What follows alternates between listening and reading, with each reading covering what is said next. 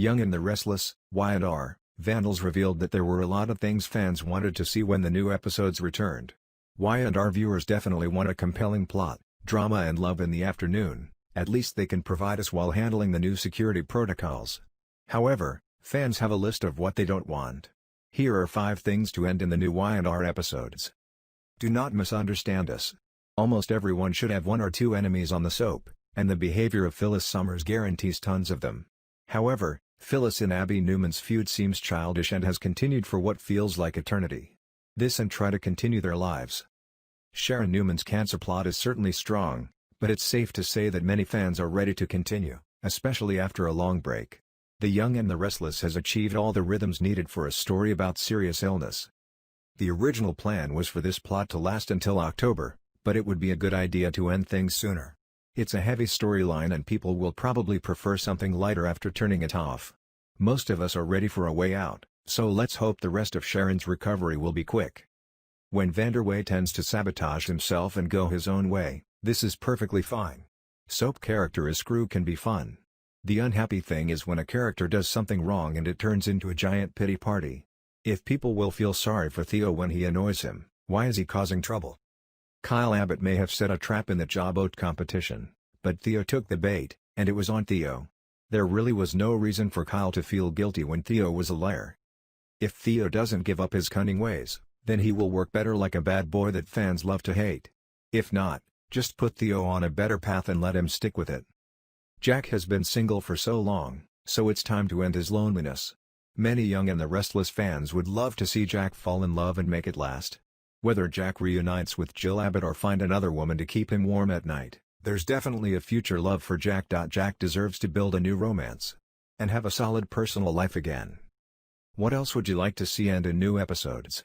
What kind of story are you looking for? We will provide updates as other Y&R news appears. Nothing seemed real at Newman Enterprises except those who moved in and out of that CEO position. Perhaps Y&R writers can put this music CEO seat game into new episodes.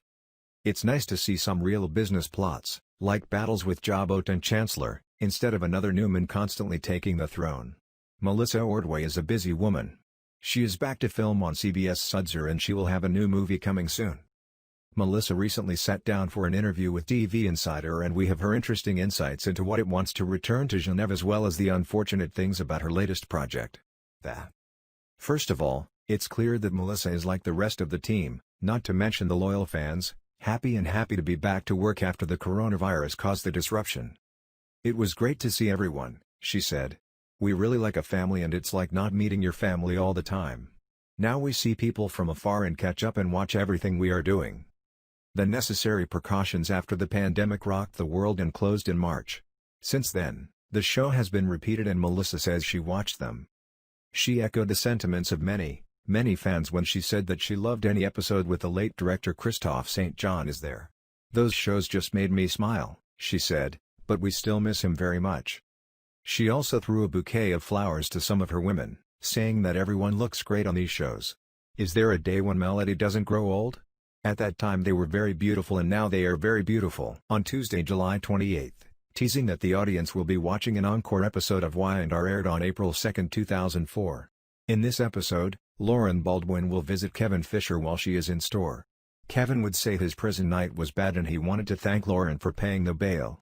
Lauren will say that she thinks he deserves a fair shake, and Kevin will say that's what makes her so special.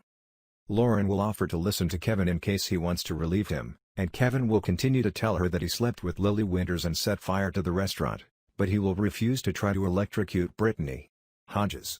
Kevin will say that all he has done is in the past, and he apologizes to them. Kevin would not want Lauren to tell the police anything, and Lauren would assure him that she would not break his confidence. Kevin will leave, and Paul Williams will come. Paul will surmise that Kevin has just confessed something to Lauren, and he will insist that Lauren go to the station with him. Lauren will not reveal specifically what Kevin said, and she will say that although it may make Paul angry, she will not repeat anything Kevin told anyone. Next on Y&R, at Marcino's, Bobby Marcino and Angela Veneziano will threaten to throw Michael Baldwin off the premises. Michael will threaten to accuse them if he is injured, and he will say that it sounds bad to a judge and jury that they have hindered his efforts to protect Kevin. Bobby and Angelo will eventually describe how to set up wiring, But Michael won't think this involves Kevin in any way. Bobby will explain that Kevin is sad about Brittany because he believes that she fired him. Angelo will say that Kevin has a little problem with women. Michael would think that Kevin was just a convenient scapegoat for them. Bobby and Angelo will emphasize that it's ridiculous or they hurt their greatest act and create bad public opinion for their own business. Michael will say that he will see them again, maybe in court, then he will leave. Next on Y&R, Connie Chancellor will visit Nikki Newman to tell her that Arthur Hendricks has moved in. Nikki seems to be sad about something, and kinda will urge Nikki to talk to her.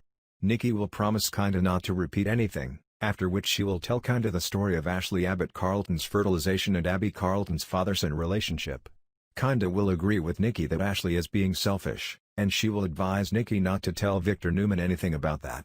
Instead, kinda will think that Nikki needs to convince Ashley to keep quiet and not ruin people's lives. Kinda will ask Nikki to think about it. Meanwhile, Olivia Winters will come to Ashley to discuss Ashley's decision to tell Victor the truth. Ashley will say that her mind has been created, and it is best for her to create her own mental health. Ashley will wonder if Olivia thinks that Ashley is not strong enough to deal with fallout, but Olivia will say that she is. However, Olivia will worry about the impact Ashley's decision will have on people's lives. Olivia will wonder if Nikki knows about Ashley's decision, and Ashley will say that she agrees to let Nikki talk to Victor. But now Ashley will say that she's thinking against it, because maybe Nikki will handle everything on her own. Ashley will think that maybe she should be there when Nikki tells Victor. Next on Y&R, at GCAC, Brad Carlton will talk to Victor. Brad would think that Victor was smart when he proposed Abbott and his manipulation of Jack Abbott. Victor will change the subject for the upcoming meeting with Ashley, implying that Brad may not be aware of that. Brad will say that he fully knows about the meeting, and Victor will try to let Brad tell him how the meeting will take place, but Brad will not tell him anything. After talking to Brad, Victor will go upstairs to the restaurant, where he will see Colleen Carlton doing his homework.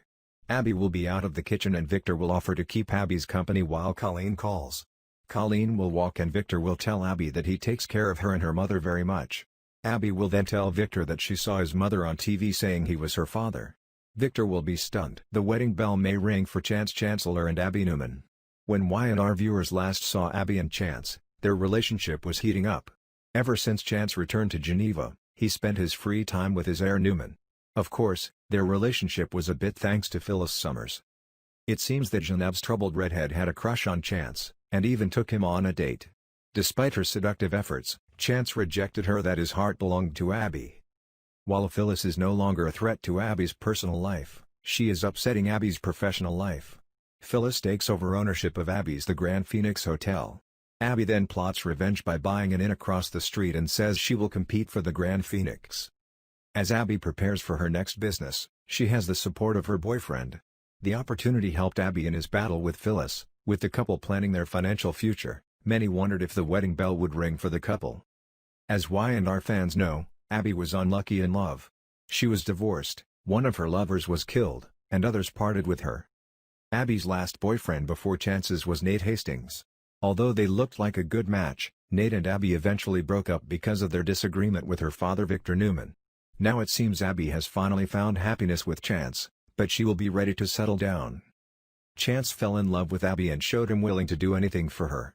As their relationship continues to develop, the topic of marriage will surely appear. Chance will seem eager to marry and settle down with Abby. However, she may not be sure. Victor and Nikki are married. Victor and Ashley had an affair. Ashley is pregnant. Nikki faked an incurable disease, but when Ashley thought she might die of breast cancer, she filmed a video for Abby, spilling her beans.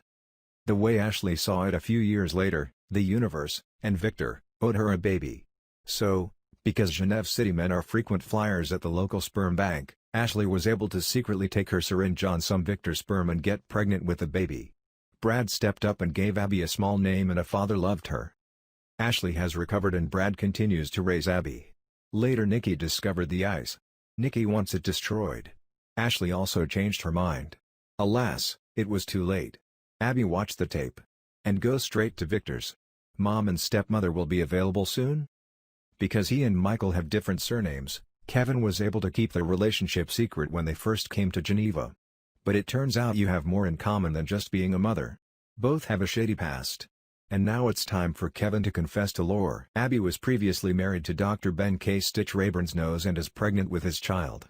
However, Abby had a miscarriage when Stitch's son, Max Rayburn, made her fall down the stairs.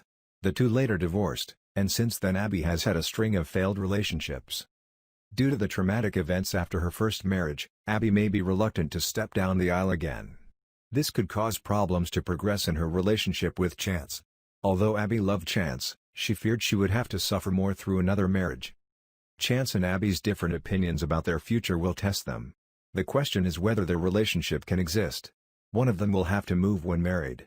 Abby will decide to seize the opportunity of love, or Chance will decide not to push the object. Stay tuned for interesting episodes on our channel.